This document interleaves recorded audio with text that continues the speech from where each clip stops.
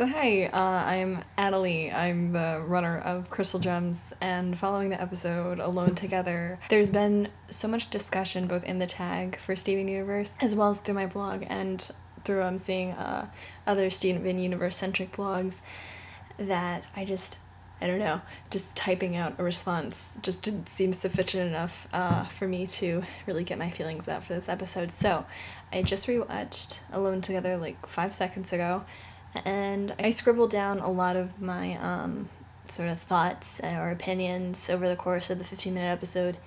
And yeah, so I'll use those as a jumping off point. Okay, so the episode starts off with basically you've got this beautifully animated dance scene with the Crystal Gems and Steven, and it was so much fun, I think, for me, seeing the Gems' sort of personal or individual styles come out through the dance. Obviously, just from knowing the Gems throughout the course of the season, you could probably easily predict what their dancing style would be. Garnet obviously being more modern, Amethyst sort of being more hip-hoppy, loose, much more relaxed, and Pearl being the much more rigid ballerina dancer, since she's, I think Rebecca described her style as like a ninja ballerina. And Steven, throughout the whole course of this, sort of trying to keep up with their own individual styles and applying it to himself. It's still hard to imagine Steven at this point in time getting a fusion down with one of the Gems, which is why I think now, looking back on it, Steven fusing with Connie makes so much sense. They're at a much more similar point in their life. They're both growing up together. They're, as far as we know, roughly the same age.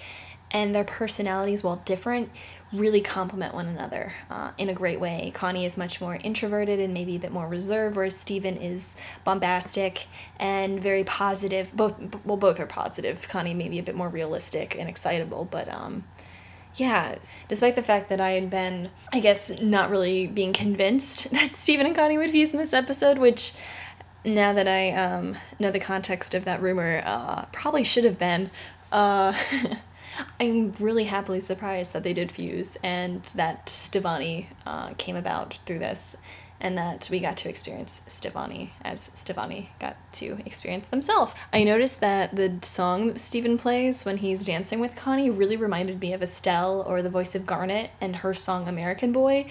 Maybe not exactly, but just sort of some of the beats were very similar and some of the sort of musical elements of it. And another thing I noticed too is that whenever Stevonnie laughed, their laugh would sort of both a higher laugh, like a high in tone laugh, as well as like a lower in tone laugh. So it almost seemed like a fusion, but not a complete fusion of Steven and Connie's laugh, which I thought was pretty funny to notice. Garnet's speech to Stevonnie has to be my favorite part of this entire episode. Her holding Stevonnie's face in her hands and just being like, you are an experience, you're not one person but two people.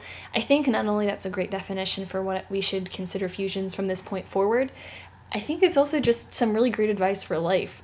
Of course, there's been the incredibly positive reception of Stevonnie being this very obvious and clear non-binary character, and I think one of the reasons I've been so excited about it, not because I'm non-binary, but because when I think back to children's shows that I watched growing up, this would have never happened. When I think about like body switching episodes, especially with boy-girl, like boys and girls switching bodies, there's always the discussion of, am I a boy, am I a girl kind of thing, and that did not even like occur in this episode. And I think it's incredibly forward-thinking for the Crewniverse, and I can definitely see why they are so attached to the storyline for this episode.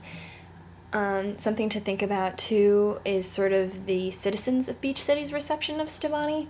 For the most part, we saw a very obvious blushing Lars and Sadie, to which some people are sort of taking that as crushing, or the two of them being attracted to Stevonnie, and I don't know, my take on that is sort of like in between that.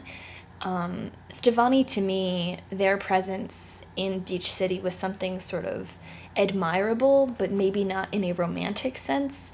I sort of saw Stevonnie as a confident person, a confident individual, that citizens of Beach City were interested in Stevonnie's presence. They're so new and they are so unique in Beach City that maybe they were interested in getting to meet them, and that's really interesting to consider possibly.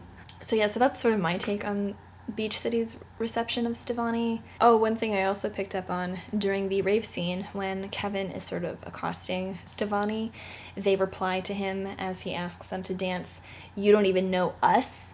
So if anything, that's just bolstering my confidence in using they, them pronouns to discuss Stevonnie at length. Oh, I've seen a lot of discussion in the tag also about the ending and sort of some people's thoughts on what it means, because you see Stevonnie's fusion fall apart, and you see Steven and Connie fall down onto the floor of the rave, and Connie has almost this hysterical laugh, and then Steven sort of joins in on that and begins to cry, but it doesn't seem to be a sad cry to me, and it's just sort of hard to figure out what exactly is going on there.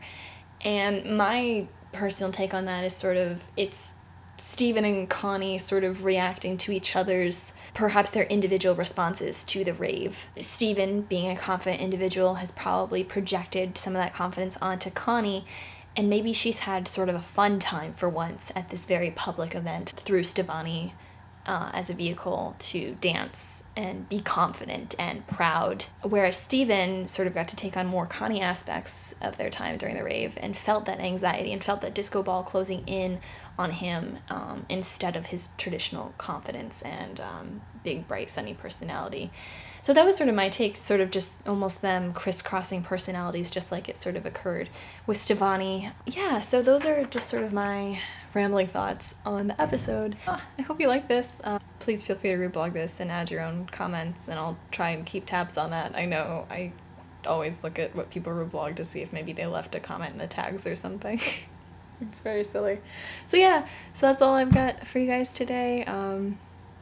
Yeah, keep sending some asks and I'll feel free to type back an answer to you. Okay, bye!